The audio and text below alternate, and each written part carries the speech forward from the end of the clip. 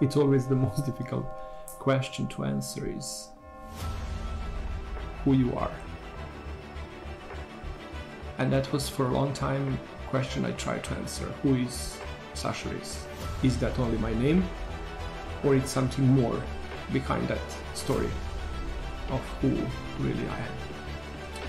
But if I look a little deeper behind the name, would be a hidden little boy, sad, alone, abandoned, and trying to find his place under the sky in this world. And oftentimes the best place to land would be in the arms of the dog. Safe, quiet, place of acceptance, not judgmental, and peaceful. And everything starts from there. Who am I? Who is Sasha Riess? So it's a journey of 30 years trying to answer that question. But everything started to unfold one day when I actually realized that freedom of one lays between the boundaries of his destiny.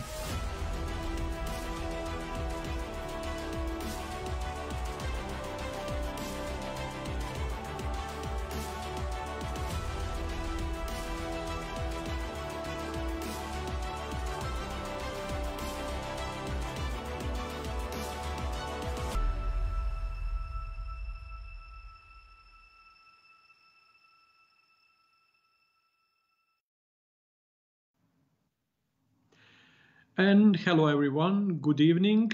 My name is Sasha Riess and welcome to another episode of this ongoing podcast, Grooming with a Positive Mental Attitude. Today's episode is going to be about how to raise your energy level.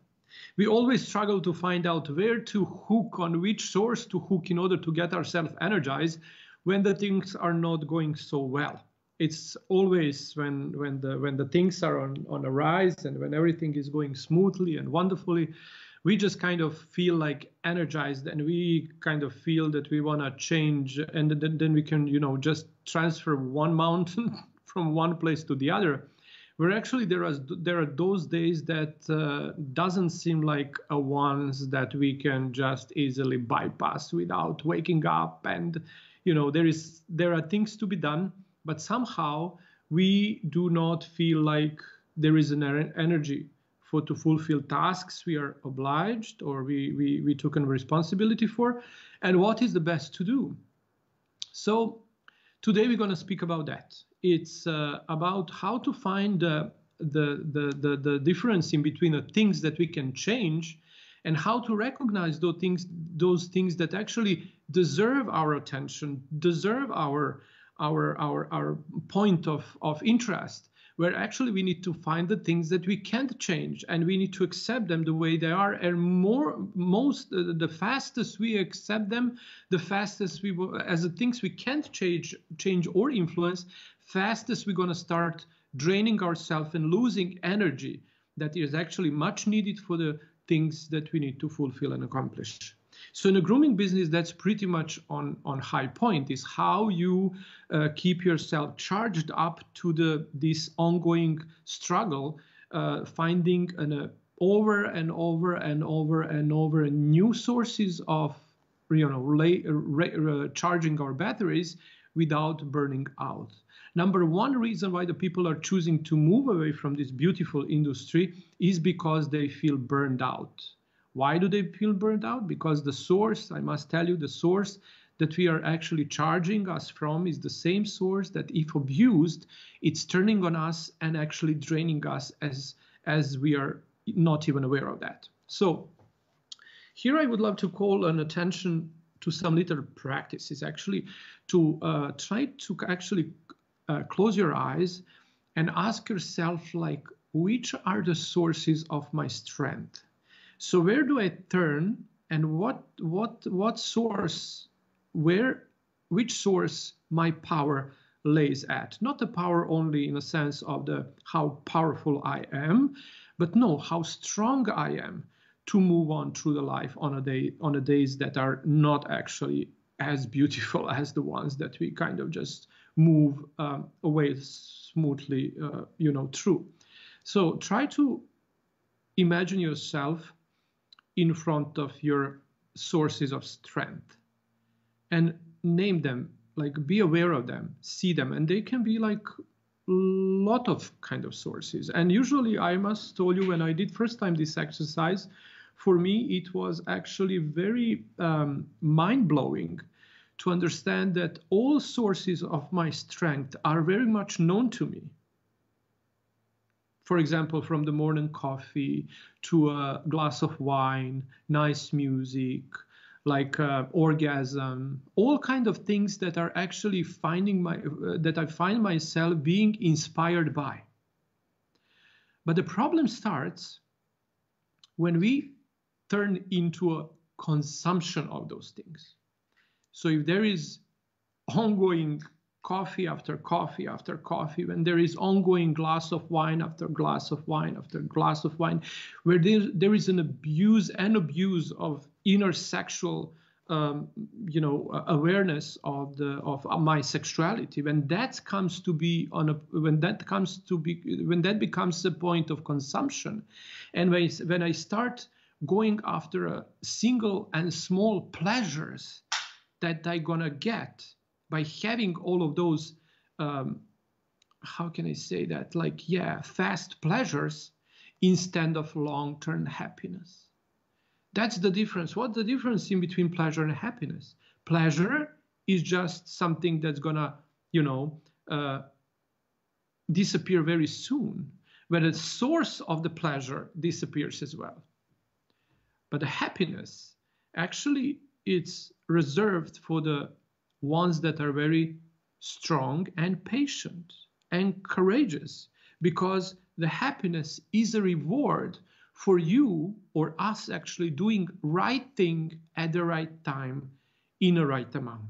So that would be something, and oftentimes to stop when it's the most enjoyable, so it doesn't turn into a pleasure. Gives us the strength as much as needed. And at that point, I am able to say stop. Oftentimes, I do caught myself, especially lately, since I was aware of this exercise, as actually that I find myself, yes, I do enjoy a lot of things that are actually source of my strength. And by enjoying the source of my strength, I'm actually abusing it. And by abusing it, I'm finding a short pleasures in it, and then I lose the potential of those sources being a real source of my strength and power that I can, after they're experienced and used the right way, become actually a source of my everyday achievement, for my energy level that rises high up. And then my short-term pleasures are converted into long-term happiness. For the people to be happy, it's very important to know that to be happy, you need to be brave. So the happiness is a reward for your courage and your bravery. Is that how you say? Bravery. So God, how would you say, God grant me the serenity to accept the things I cannot change, the courage to change the things I can, and the wisdom to know the difference. You know what's the difference in between a good leader and a bad leader is? It's decision making. The good leaders make a decision fast based on the circumstances and all the research needed until the decision is not granted or until the decision is not made. Once the decision is done, the good leaders are not changing the decision so easily as the other ones that are making the decisions long way, so making decisions forever. And once decision is made, they turn it and immediately changing it and tweaking it something else. Because don't make yourself be kind of like rush to make a decision. Oftentimes, decision making is a long and kind of very important process to be done. But once you have all the points in the place, then you make a decision and you don't change it as fast as you know, the sun comes and you question, oh, it was a bad decision, oh, I shouldn't do that, oh, I shouldn't do this, or maybe I should, oh, maybe, and then, or everything actually, what happens then is that we are actually going into this forever, you know, beating the dead horse. This is a world of uncertainty, and not every single decision going to be a good one. But a bad decision is even better than no decision at all, or the decision that is every single time changed. So that is actually something that drains people. That's something that actually drains completely, takes energy away from you, but overthinking and again coming back and could I do better? It's nothing to do with the decision. It's nothing to do with the circumstance. It's to do with the low self-esteem. And that's not, and there is no time to work on that once you need to make a decision. Sometime, as I said, like bad decision is better than no decision at all. So sometimes we could make a bad decision, we'll become aware of that, we'll pay the price of the bad decision and move on, without turning and trying to be. And then what happens when we do that? We overbeating ourselves, and we are coming back to us as a lion on his prey. But here is actually that we are turning on ourselves. So very self-destructive way of not being able to let things go. And where I think that I'm in command, I'm in chief, I'm in charge, everything happens the way I want. And then by not having possibility to let go, I keep myself draining and draining and draining and draining and draining. And down the road, I'm going to be missing a point of life because I'm not happy with something I did. I'm going to blame myself. My self-esteem going to be low. Everything, the energy level going to just drop and drop and drop and drop and drop. And suddenly I'm going to find myself locked in the cage of uncertainty. And then I'm going to, you know, take it out to the ones I love, because that's the easiest way. And then there will be one day where actually I'm going to turn to everyone. And then I'm going to be kind of like wanting to, you know, I was beating myself in this end, and I want to beat everyone else now on the other end. So kind of never answer the emails when you are angry, and never promise a good deal when you are over happy and excited. So that's always the best way, kind of to hold it back, because oftentimes what seems right today doesn't seem normal tomorrow. So that is where our attention needs to be always in the present moment. To become, so why we need to know what's going on there around? It's because we can, the same source of that can charge us over the day can become a biggest recharge of our own. So usually you're going to see, once you put a list of where your strength is actually at, and what gives you joy, and what gives you a pleasure, then you can distinguish how sharp line in between a joy and pleasure, where the pleasure is short term, where the joy, joy create happiness. And happiness is a state of mind that's actually, it's a rewarding for the strong personality, for the sharp emotions, for the edge on every single, the sharp mind. The sharp mind is closed mind for every single impact from outside. I'll come back to this, the old story that I keep repeating here at this program. It says like an old story about how sharp we need to be with our emotion. When you ask someone to respect your emotion, you are actually asking someone to respect your weaknesses. That's also okay, but we are not child anymore. The emotions are the devil playground, because your emotions always depend on your of the moment, and the moment and my perception of watching this world is nothing to do with the reality. For the reality, I need to have an emotions frozen as a steel and my heart soft as a cotton. So my heart is open to everything, while my judgmental emotion ratio is widely shut off.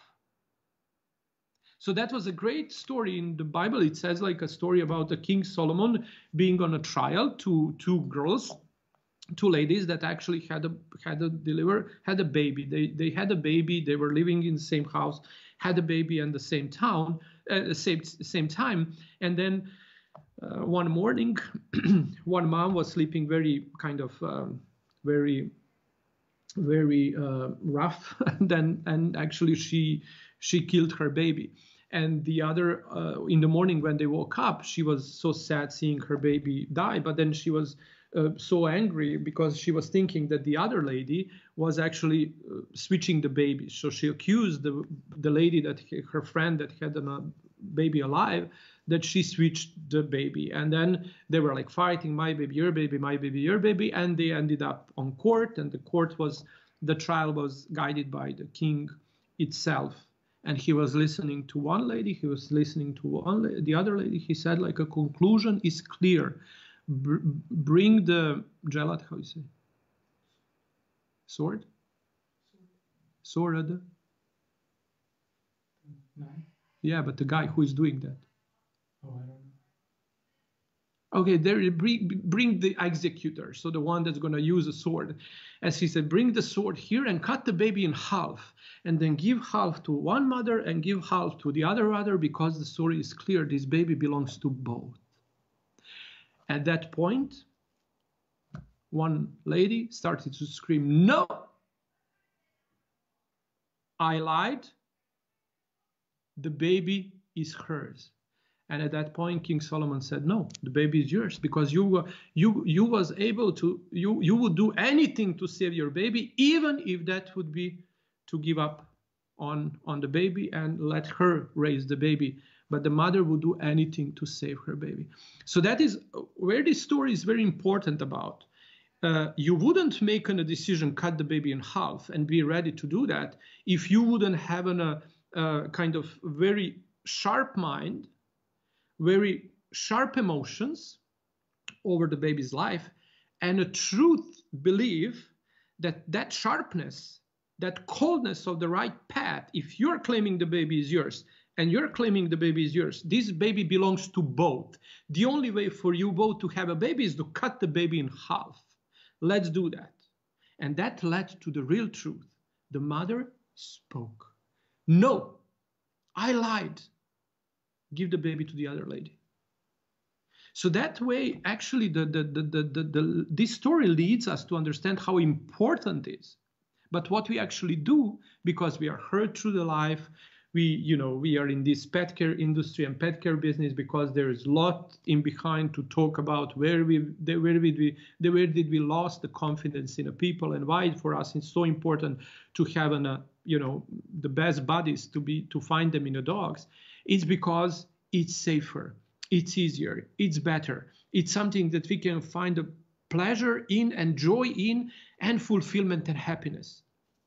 But on the other side, as I talk in my other podcast about the Dogs and Awakening, for example, I talk about interaction in between humans and pets, and how important the pet can be our teachers in order to guide us through the shadow of our own inner being and radiate what's hidden there and prevents us from progressing. Because those things we need to really embrace in order to understand who we are, where we are coming from, what have we done as of so far, and where we are going. So what happens to us is actually that we have our heart frozen and our emotional state opened wide to the impression of the outer world, where we react on anything that happens. We have reaction to this, we have reaction to that, we feel sorry for this, we feel sad for that, we're happy for this, we will gorgeous for that, and then actually down the road, on this bouncing in and out from the emotional state of mind, and this devil playground, because that's what devil wants from us to do, is to confuse us, to have us go drifting through the life without a purpose, without a goal, without a clear vision, without anything that can actually have a sharp point about where heck we are going and what we're going to do with this life and how are we putting all of this together in essence of pure intention to fulfill our destiny. So how to raise energy is to understand where the source of my power, source of my strength is. Once that's discovered, you're going to see that the same thing that gives you strength is giving you pleasure as well. By abusing the sources of strength, we are losing a connection with the possible, ongoing happiness, and we are connecting to the short-term pleasure that comes out from abusing the sources of strength. So how do we charge and raise our energy level? Is to constantly being in tuned into a source of our strength. The source of the strength can be something that can, something that we all know what's that. Where do I find my biggest strength? Where do I find connecting myself? How do I feel like a happy, but not happy through the pleasure, but happy through the happiness? And then what I need to do in order to survive in that world, and which kind of action, discipline I need to develop in order to be able to respect the world the way it is, to find my place in a world as it is, and find a place in my life, find the shoes in my life, where actually when I look at the place around me, everything looks perfect. And that's the most precious moment of life, when everything gonna be, blooming in a rich and abundance way, that you're gonna be you're gonna stop trying to change the world. And then you're going to actually start being a change you want to see in the world. In only way, as Gandhi said, and the only way to do that is to distinguish three things. That's a great, powerful affirmation. God grant me serenity to accept things I cannot change, the courage to change things I can't change, and the wisdom to know the difference. I wish you all the best in the time to come. Thank you so much for stopping by on this podcast today, on this ongoing journey through the wonderful understanding and me, live book writing on a positive, grooming with a positive mental attitude. Today's episode was on how to raise your energy level, and see you in 50 days with a new topic. Love you all, and until next time, wish you all the best. Bye.